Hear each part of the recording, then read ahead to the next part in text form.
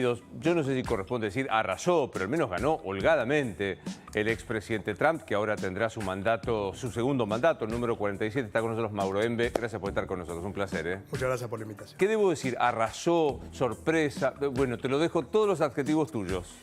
Es que cuando uno veía las encuestas, veía que estaba bastante más peleado de lo que de verdad fue, y justamente eso plantea no solo la veracidad o el porcentaje de acierto que puedan tener las encuestas, sino también cómo se hizo la encuesta, quién se hizo, y también demuestra lo que siempre pasa, que en definitiva todo no se define en las encuestas, sino en los votos.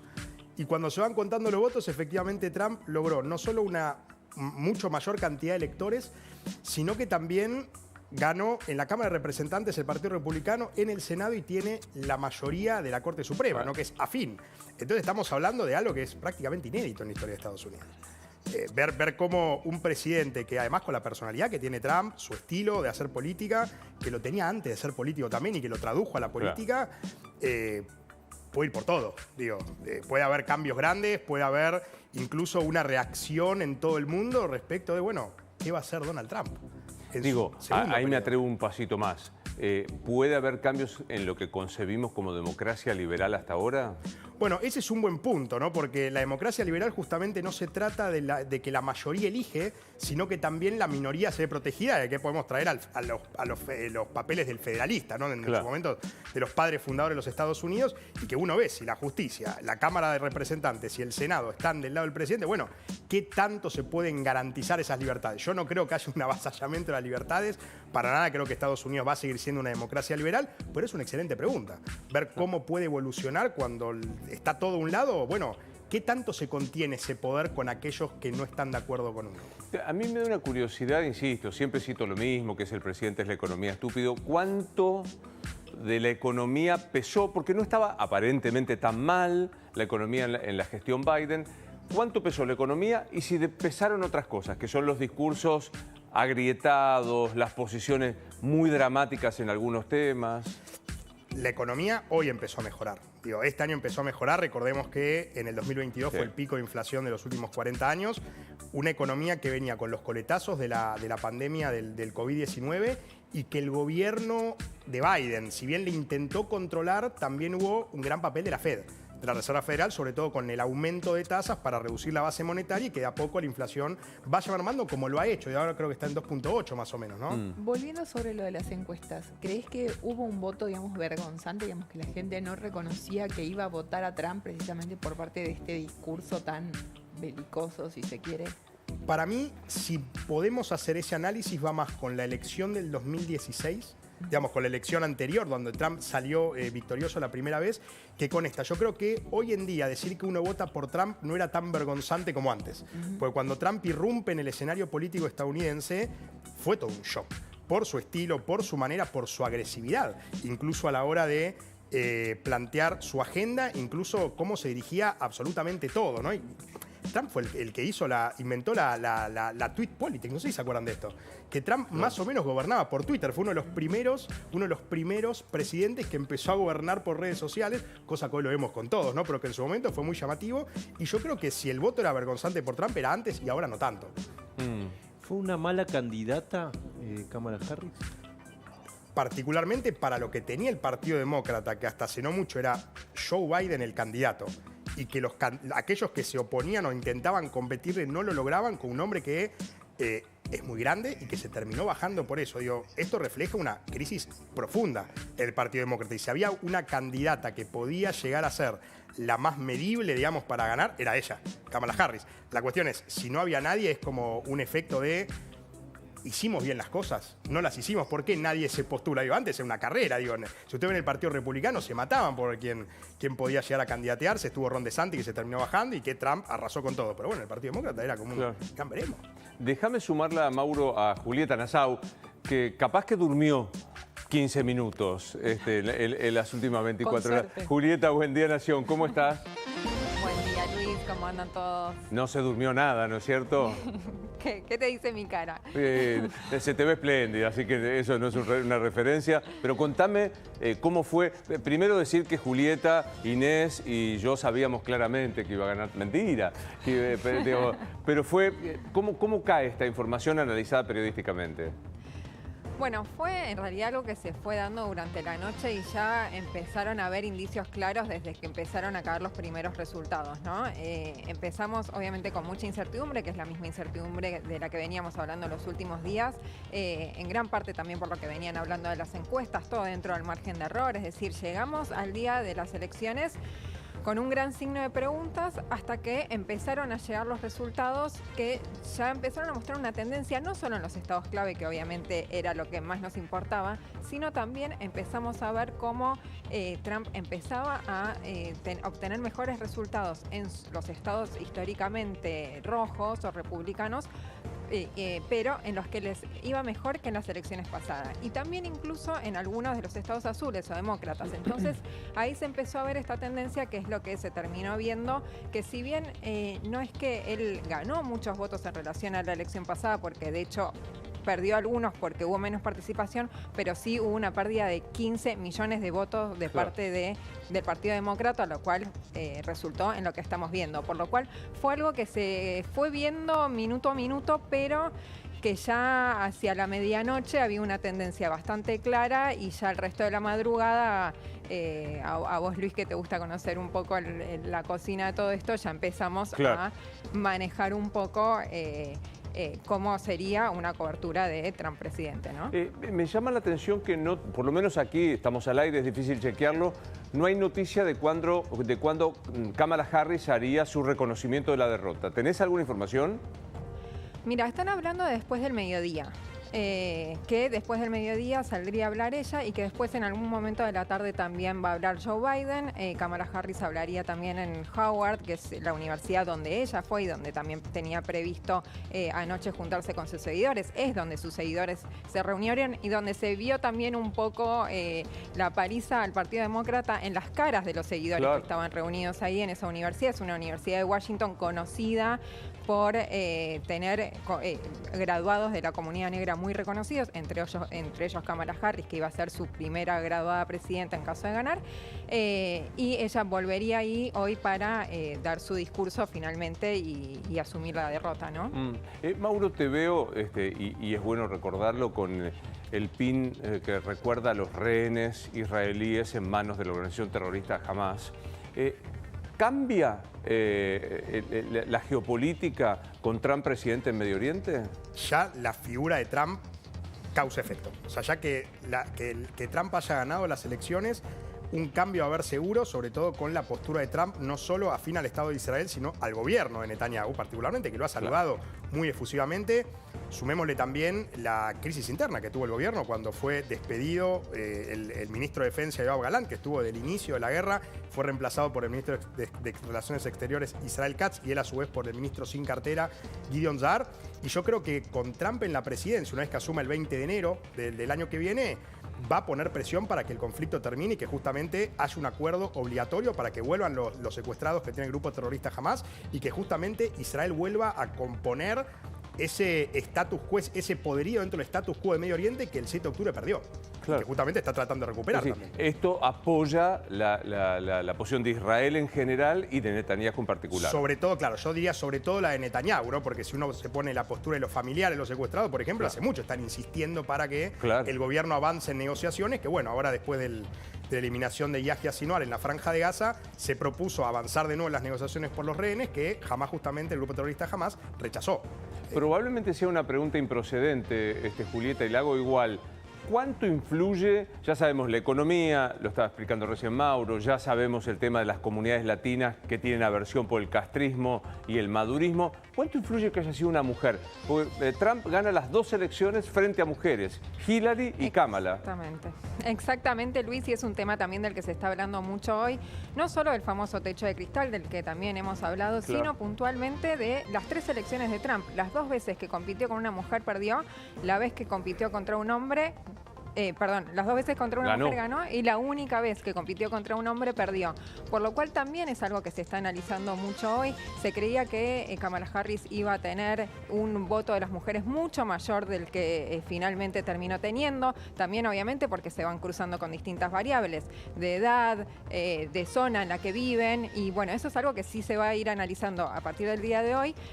Pero sin dudas uno de los grandes títulos del día es que Estados Unidos sigue siendo uno de esos países donde nunca hubo una gobernante mujer. Claro. Sin embargo, siempre hay que recordar lo que suelen decir todas las especialistas en el tema, que es la que perdió fue Kamala Harris. No es que ninguna mujer nunca va a poder ganar, ¿no? O sea, Bien. hay que tener en cuenta siempre la particularidad de cada candidato o candidata en este caso. ¿Algo más, niña, que digamos de la redacción? Nada, la espera, como vos decías, de Kamala Harris va a ser un poquito más tarde. Recordemos que a partir de esta semana tenemos 2 horas de diferencia con Washington, así que lo más importante ahora es ver qué dice y bueno, lo que venían Bien. hablando también, todos los cambios dentro del Partido Demócrata y cómo se van a reconvertir a partir de hoy. Gracias, niña. Gracias a ustedes. Hagamos un poco de ombliguismo. ¿Qué miramos desde Buenos Aires, desde la Argentina, con la llegada de Trump? ¿Qué hay que tener en cuenta? Bueno, primero ver que el gobierno bajó un poco el tono en las últimas semanas respecto de a qué candidato podía llegar a favorecer o no, porque justamente cuando hablamos de un alineamiento, que bueno, fue el problema por el que fue despedida Diana Mondino también como canciller, ¿no? De no ir Claro. detrás de Israel y de Estados Unidos, estamos hablando de que al menos la política exterior argentina busca que apuntar a estar detrás de los Estados Unidos de América. Después, bueno, ahora que ganó Trump, que tiene, al menos Milei pretende tener una muy buena relación con él, yo creo que puede llegar a ser beneficioso para el gobierno. Hay que ver respecto de la parte económica, porque había sido el propio ministro de Economía quien negoció el último acuerdo que Trump presionó al FMI para conseguir durante el gobierno de Mauricio Macri. Entonces, ver cómo es la misma persona, el mismo ministro, que puede llegar a lograr alguna influencia de Trump sobre los organismos multilaterales de crédito. Pero bueno, yo creo que esto puede llegar a tener una buena repercusión en tanto a la relación bilateral. Ahora, en tanto a comercio, ahí como está diciendo antes, en tanto a comercio, otras cuestiones, que está Donald Trump y particularmente su postura, que es muy de hacia adentro de los Estados Unidos, un cerramiento y sobre Sí. todo relación uno a uno y no organismos multilaterales como la ONU, como la OCDE, estamos hablando de que puede llegar a ser dificultoso por ese lado. Pero bueno, quizás por una relación personal puede haber alguna... Vos decías que posiblemente lo que haya favorecido a Trump fue ese discurso cerrado, América para los americanos.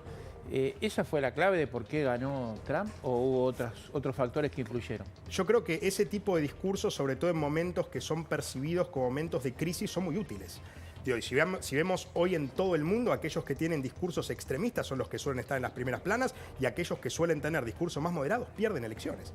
Digo, hoy el mundo se Claro. está tornando O nuevamente... sea, es un efecto dominó de lo que cuenta Luis siempre que pasó, por ejemplo, con Marine Le Pen en Francia, toda la extrema derecha que se está imponiendo en el mundo como un efecto dominó, un efecto Bueno, cascada. hoy la extrema derecha, hace 100 años la extrema izquierda, ¿no? Pues fíjate los dos extremos. No, yo siempre lo comparo en mi perfil más de historiador, digamos, ¿no? Los otros, hace 100 años también en extremos, pero distinto, y hoy en día volvemos a lo mismo, ¿no? Es como una cuestión de, en los extremos el discurso le gusta a la gente, pues justamente va a lugares donde tocan un poco ponen un poco la espina, ¿no? Bueno, ¿por qué no estamos mejor? ¿Acaso no somos nosotros aquellos que tenemos que llegar al mejor lugar como nación? Y Trump lo utiliza. Mauro, ¿por qué puede tener que ver esta demora de Kamala Harris en salir a aceptar su derrota? ¿Más con un tema personal o con una cuestión de cómo se va a parar el espacio a raíz de este resultado? Porque digo, en 2016, para esta hora, Hillary Clinton ya había admitido su derrota, ¿no? Para mí tiene que ver justamente con las dos. Primero, para ver cómo el Partido Demócrata se va a reorganizar no solo ahora, sino en los próximos 4 años, sin la mayoría en el Senado, sin la mayoría en la Cámara de Representantes y sin la mayoría en la Corte Suprema y sin presidente. No, ese por un lado. Y por el otro, que Kamala Harris había dicho también, no faltan contar votos, el tema es que ya está definido. Claro. O sea, ¿por qué no salió? Puede ser la cuestión personal, puede ser la cuestión del partido, pero creo que es muy difícil justamente porque... No sé si llamarlo Trump arrasó, pero no era el resultado esperado, era mucho más reñido de lo que se esperaba, de lo que terminó siendo. Viene una ola de conservadurismo que ya se está viendo, pero viene una ola de conservadurismo, la discusión en la Corte del Roe versus Wade, del aborto, derechos de minoría, ¿se viene esto? Yo creo que sí, yo creo que viene una ola que al menos va a impulsar ciertos cambios, hay que ver de nuevo hasta dónde llega, sobre todo teniendo en cuenta el nivel federal de los Estados Unidos de América, que puede tener una posición y después cada estado puede tener la propia. ¿no? Con una autonomía estatal bastante fuerte. Y seguramente esas posiciones mucho más conservadoras van a intentar avanzar. Para mí, digo, es una cuestión de que tienen todo para hacerlo. Que lo hagan o no depende de otra cosa, pero tienen todo, tienen la cancha libre. Busquemos esa parte justamente en relación a lo que dice Mauro de Trump, diciendo, nos han mandatado, creo que usa esta expresión, con un mandato, perdón la redundancia, nunca visto en los Estados Unidos. Tenemos la Corte, tenemos el Senado. Fijémonos si tenemos ese corte, por favor. ¿Lo tenés a la mano a Trump hablando de esto? Digo, pues me parece que es esto que plantea Mauro. A mí me pone el signo de interrogación respecto de si el sistema soporta tanta concentración de poder. Mira. America has given us an unprecedented and powerful mandate. We have taken back control of the Senate. Wow, that's good. And the Senate races in Montana, Nevada, Texas, Ohio, Michigan, Wisconsin, the great Commonwealth of Pennsylvania, were all won by the MAGA movement. They helped so much. And in those cases, every one of them, we worked with the senators. They were tough races. And I mean, the number of victories in the Senate was absolutely incredible. Esto es lo que vos decís, que abre un plafón político con consecuencias, no sé, insospechadas, ¿no? Por ahora, insospechadas. Veremos qué pasa. De nuevo, Estados Unidos se caracteriza justamente por ser una democracia liberal, donde la libertad está presente absolutamente en todos lados, en el discurso, en los papeles, en absolutamente todo. Hay que ver justamente cómo se interpreta eso, si la libertad puede ser también la libertad para cambiar, para modificar. O sea, la libertad es para protegerme, o para protegerse a aquellos que están en contra, ¿no? Entiendo. Vos decís que hay un avance de la derecha. ¿Esto es la sociedad o la gente votó a Trump por la economía o por otras razones? Uno podría decir, bueno, puede ser un voto contra el gobierno que estaba, digamos, contra el gobierno demócrata, o puede ser un voto ideológico. Yo creo que lo que en su momento, cuando fue la primera presidencia de Trump, fue una mezcla, pues justamente fue terminando Obama, justamente, con algunos que entendieron o vieron en el discurso de Trump algo muy parecido a lo que habían visto, por ejemplo, con Reagan en su momento, ¿no? Con este discurso mucho más nacionalista de Make America Great Again, hagamos de nuevo grande América. Yo creo que hoy se suman los dos, incluso creo que es más ideológico al día de hoy. Creo que Trump está logrando como una especie de movimiento que lo sigue y lo ve como el prócer, ¿no? Aquel que puede llevar adelante justamente estos cambios. ¿Qué pasa con un Trump condenado? Bueno, ahí está el punto, ¿no? Porque si bien la Corte le ha dado cierta protección en los casos que tiene, que fueron los casos de acciones que él hizo como presidente, que puede tener cierta inmunidad, en junio fue eso, justamente esta Corte más conservadora, vemos como si algún caso avance y se hace algún estratagema legal para que él vaya preso, bueno, no hay jurisprudencia. Entonces, yo creo que eso engrandecería todavía más la figura de Donald Trump. Es un hecho histórico que la sociedad de los Estados Unidos votó a un presidente que tiene una condena y que eventualmente, en cumplimiento de su mandato, que como decía Luis, nunca concentró tanto poder, puede ir preso. El tema es que justamente para mí, si Trump fuera preso, engrandecería todavía más su figura. Eso lo convertiría en una especie de mártir, Pero no lo pone en igualdad de condiciones ante el resto de los ciudadanos, porque estamos hablando de una persona que fue condenada. No estoy cargando las tintas. Estoy planteando una realidad. Una realidad posible, probable incluso, y que veremos justamente qué pasa. A ver, si cuando Trump perdió la presidencia, las elecciones, y el 6 de enero del año 2021 hubo un asalto al Capitolio, imagínense lo que puede llegar a pasar si Trump va preso. No que haya un levantamiento de la sociedad diciendo esto no es justo, porque lo votamos todos, ¿no? Otra vez, viendo esta diferencia, ¿no? Entre una república, una cuestión republicana y lo que puede llegar a entender la gente por qué aquel que elegimos nosotros por mayoría y por electores va preso de manera injusta. Es lo que dijo Trump incluso. Son cuestiones de valores, ¿no?, que se mezclan acá. Déjame sumarlo a Cristian Martin, que está en Europa, para ver las repercusiones allí. Cristian, buen día, Nación, ¿cómo estás?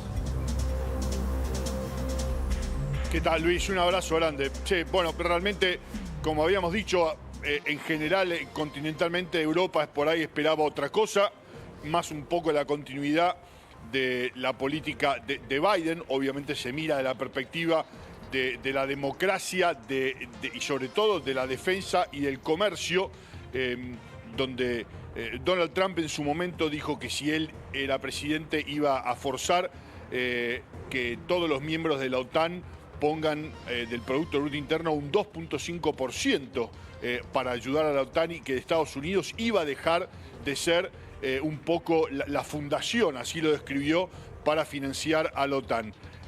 Pero los resultados son los resultados. Enseguida los líderes europeos, bastante antes, ya a la madrugada de aquí, ya celebraban y felicitaban más que nada el triunfo de Trump, pero inquietudes grandes, sobre todo a nivel comercio, donde Trump dijo que iba a subir los impuestos de las automotrices europeas y que realmente la política de Ucrania estaba por verse. Lo que te digo, que realmente hay mucha, no te digo preocupación, pero expectativa por ver si realmente Trump cumple o fuerza lo que dijo que iba a hacer en medio de una Europa que Meloni dijo, somos, en su comunicado dijo de entrada, somos países Sorelle, hermanos, con valores históricos comunes, un poco la gran defensora de Trump a nivel europeo. Trump siempre, Macron con Trump han tenido una relación tumultuosa, usó la palabra ensamble, juntos, recordando de que ambos países se ayudaron cuando más lo necesitaban. Siempre franceses y norteamericanos traen a colación lo que lo ayudó Francia a la colonia de Estados Unidos británica para liberarse, y con lo que ayudó a Estados Unidos en la Segunda Guerra Mundial. La Estatua de la Libertad fue un regalo de Francia a Estados Unidos. Pero Keir Starmer, dijo, el primer ministro británico, habló en el Parlamento, dijo que lo felicita a lo que es el aliado más cercano, una alianza más fuerte y más cercana imposible entre el Reino Unido y los Estados Unidos. Pero la Unión Europea, un poco más cautelosa, lo mismo que la OTAN, se pronunciaron Ursula von der Leyen y Mark Rutte con mucha precaución, pero los medios también reflejaron mensajes diferentes, Luis. Veamos un poco los medios, precisamente, Cristian, para ver los titulares, cómo fueron reaccionando, por favor. La BBC dijo historic comeback, una vuelta política histórica, con un resultado realmente sorprendente y justo. Decidieron los norteamericanos. Le Monde en Francia, siempre tirando un poco para los extremos. Inesperado giro a la derecha de la droite, de la derecha de Estados Unidos. El Messaggero en Italia dijo que con Trump como presidente de Estados Unidos, tal vez el mundo tenga menos posibilidades de ir a un conflicto global, a una guerra mundial. El País en España por ahí fue de los más duros, diciendo la vuelta de Trump y que usó de bandera la xenofobia. Duro el País con Trump, un medio normalmente suele inclinarse hacia la izquierda, lo mismo que The Guardian en Estados Unidos, que como bien decían ahí, Trump se convierte en el primer convicto presidente de los Estados Unidos y manda una ola de preocupación a Europa y al mundo. ¿Sabés? El que no se pronunció y parece que no se va a pronunciar es Vladimir Putin. El Dmitry Peskov, el vocero del Kremlin, dijo: no tenemos nada que decir en cuanto a lo que sucede en un país que es un enemigo de Rusia y que está envuelto en un conflicto bélico con nuestro país. Muy bien, Cristian, volvemos en cualquier momento, cuando vos lo digas. Por el momento tampoco nada del Papa Francisco, estamos esperando. Normalmente no suele pronunciarse mucho. Bien, bueno, estaremos atentos a lo que pase desde la Ciudad del Vaticano. Muchas gracias, Cristian. Abrazo grande. Hasta luego. Un colega tuyo que siempre tiene la gentileza de vernos, que es Durán Barba, dice: los liderazgos nuevos son opositores, se oponen por derecha o por izquierda, ampulosos y emocionales, y no trepidan en mostrar cuestiones personales, de familia, como para comunicarse directamente, sin mediación de los media. Da la impresión que va por ahí, ¿no? Va por ahí porque son personalidades avasallantes, ¿no? Las que hoy están ganando y que justamente no tienen tapujos al hablar. O sea, es como si uno hubiese visto la manera de hablar de Trump hace 40 años, uno lo hubiese dicho, es muy fuerte, ¿no? Porque y hoy en día no llama la atención. Es completamente plausible, digo, ¿no? Este tipo de personajes que suelen surgir Y justamente con algo que decían recién, que Trump justamente usa mucho su identidad personal y su manera de ser y de hablar, de comunicarse para las relaciones exteriores. Digo, cuando hablamos pensemos en la guerra de Rusia y Ucrania, ¿no? Que Trump todo el tiempo decía, no, hay que cortar los fondos, hay que enfocarse en Estados Unidos y hay que cortar el envío de armamento militar, entiende que también en su propia figura puede hacer que se puede incluso disuadir a Rusia. Por ese punto, ¿no? Por el miedo que puede llegar a generar la figura de Donald Trump otra vez en la presidencia. Los hutíes, por ejemplo, en Medio Oriente dijeron que la operación terminó. Cuando los hutíes que están en Yemen dicen la operación naval en todo lo que es el Golfo Pérsico, el Golfo de Omán, que donde suelen atacar a naves, terminan justo cuando Trump gana las elecciones, bueno, tienen miedo de lo que pueda llegar a pasar. Claro. Porque saben que lo hizo. Digo, él ordenó la eliminación de Qasem Soleimani, el jefe de la Guardia Revolucionaria Islámica a principios del año 2020. No le tembló el pulso a la hora de mandar la bomba más grande no nuclear de Estados Unidos al Estado Islámico. Él no tiene miedo incluso a decirle Rocket Man a Kim Jong-un, presidente de Corea del Norte. Es como que al jugársela de extremista, justamente lo que logra es disuadir porque el otro cree que está dispuesto a todo. Total. Y así terminan los conflictos. Veremos si le sale. Gusto conocerte. Un placer. Gracias por haber venido. Me olvidé. Tomás de Acueto en el Aeroparque. ¿Qué pasa allí con esta medida?